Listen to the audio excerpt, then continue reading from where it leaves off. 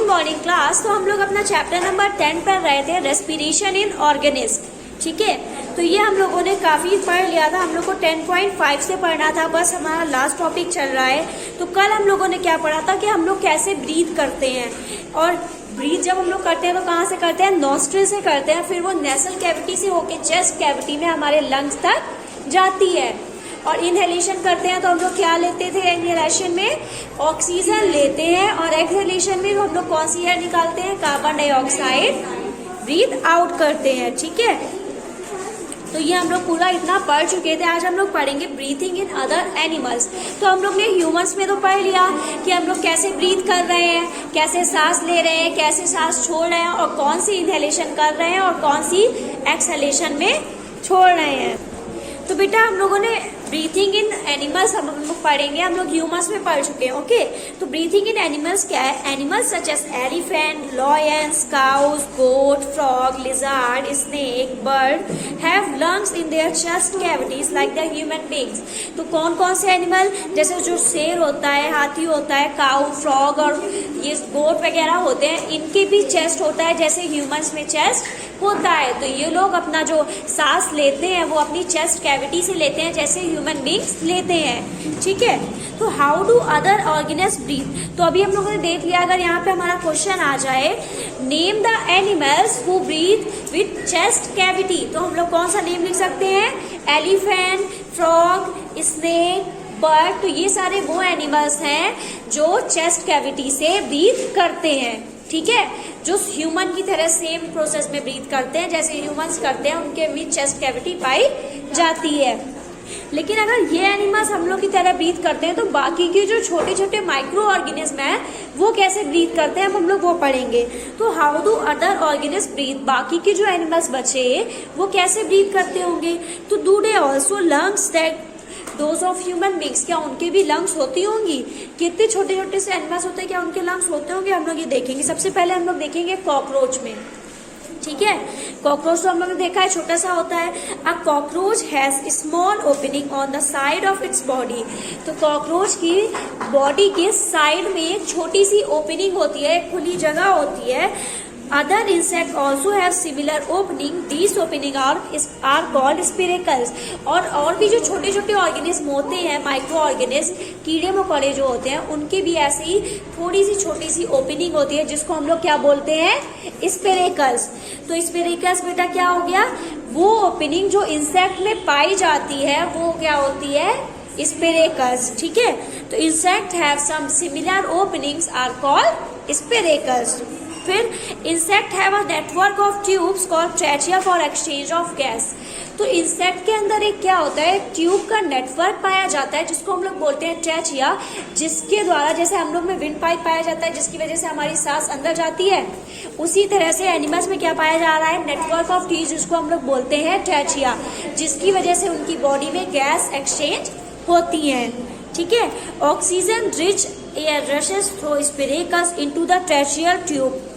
तो जो ऑक्सीजन होती है, जो एयर में ऑक्सीजन होती है, जैसे हम लोग ऑक्सीजन लेते हैं वैसे ही जो कॉकरोच वगैरह छोटे छोटे ऑर्गेनिज्म होते हैं वो भी ऑक्सीजन लेते हैं। किससे लेते हैं, स्पिरेकल से। पहले जो छोटी ओपनिंग है उससे वो लोग सांस लेते हैं, स्पिरेकल से। फिर वो कहाँ जाती है, जैसे हम लोग की नेसल कैविटी से होकर चेस्ट कैविटी में जाती है, वैसे ही जब ये लोग स्पिरेकल से ओपनिंग से सांस लेते हैं तो वो किस में जाएगी, ट्रैचियल जो ट्यूब्स होते हैं उसके अंदर जाती है। Diffuse into the body tissue, फिर जैसे हमारी डिफ्यूज हो जाती है और हमारा फूड का ब्रेक डाउन करने में वो हेल्प करती है, वैसे ही उनके भी अंदर जाके वो डिफ्यूज हो जाती है और उनके टिश्यू में मिल जाती है। And reaches every cell of the body. तो सेम हमारे में था, हम लोग ऑक्सीजन लिए थे, फिर हम लोग की वो नेसल कैविटी से चेस्ट कैविटी में जाके पहले वहाँ लंग्स में रहती है, फिर उससे सारे पार्ट्स में जाती है, फिर पार्ट से सेल में जाती है। सेम उसी तरह से जो छोटे ऑर्गेनिज्म होते हैं, पहले वो ओपनिंग, जो उनकी ओपनिंग होती है स्पिरेकल से, वो सांस लेते हैं, फिर वो ट्रैचियल ट्यूब से उनकी बॉडी के अंदर जाती है, फिर वो पार्ट्स से किस में जाती है, जो उनकी बॉडी में सेल प्रेजेंट होते हैं उनमें वो जाती है। ठीक है, तो हर जो जितने भी माइक्रो ऑर्गेनिज्म है या ह्यूमंस है, सबकी बॉडी में सेल प्रेजेंट होते हैं जिसमें हमारी जो ऑक्सीजन एयर होती है वो जाती है। Similarly carbon dioxide from the cell goes into the tracheal tubes and moves out through spiracles. अब हम लोग इन जो कॉकरोच है उसने ऑक्सीजन ली, अब वो कोई गैस आउट भी तो करेगा।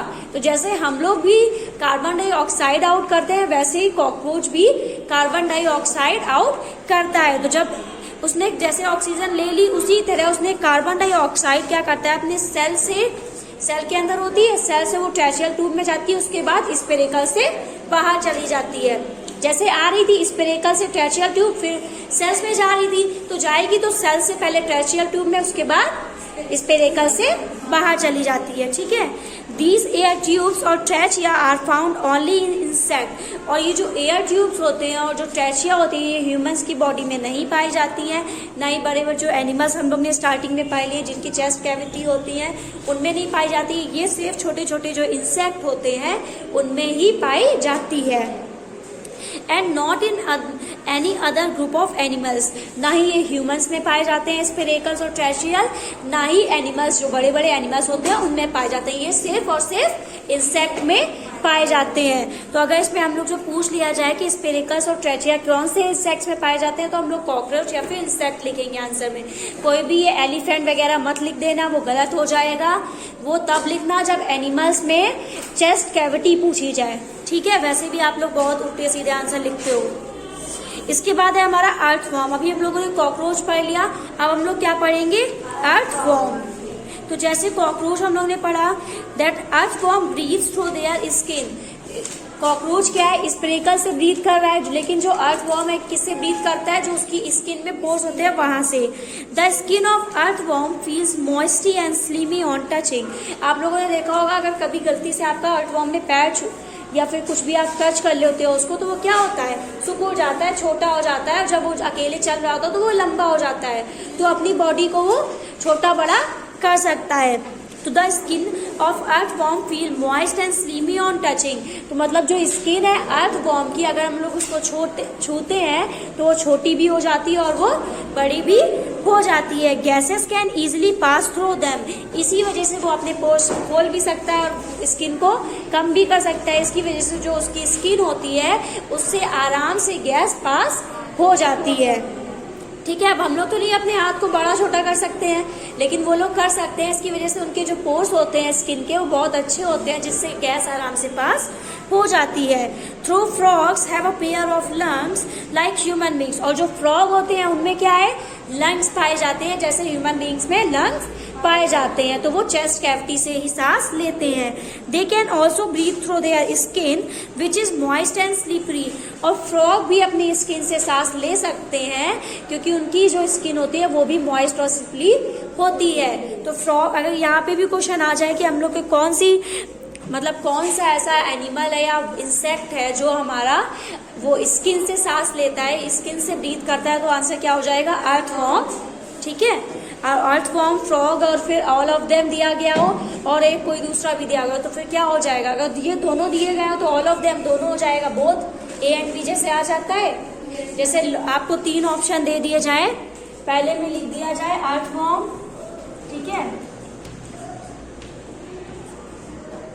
फ्रॉग आ जाए बी में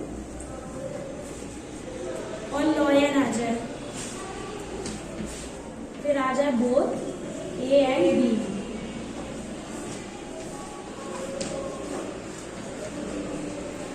ये क्या हो गया, ए बी सी डी।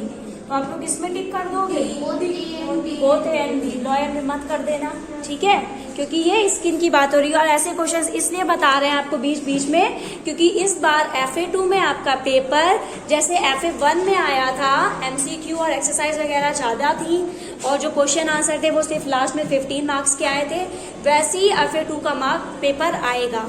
ठीक है, तो आप लोग बहुत डीपली पढ़िएगा, अच्छे से सुनिएगा क्या बता रहे हैं और जो क्रॉस क्वेश्चंस करते हैं उनके आंसर्स भी आप लोग अच्छे से तैयार करिएगा। जब रिवीजन कराएंगे तो इस बार जैसे क्वेश्चन आंसर पढ़ा रहे थे वैसे नहीं पढ़ाएंगे, इस बार जो बीच बीच में से क्वेश्चंस निकालेंगे फिर आपको MCQ तैयार कराएंगे। ओके, वो हम लोग पूरा रिवीजन में पढ़ेंगे। इसके बाद वाला टॉपिक हम लोग नेक्स्ट क्लास में कंटिन्यू करेंगे। Thank you class.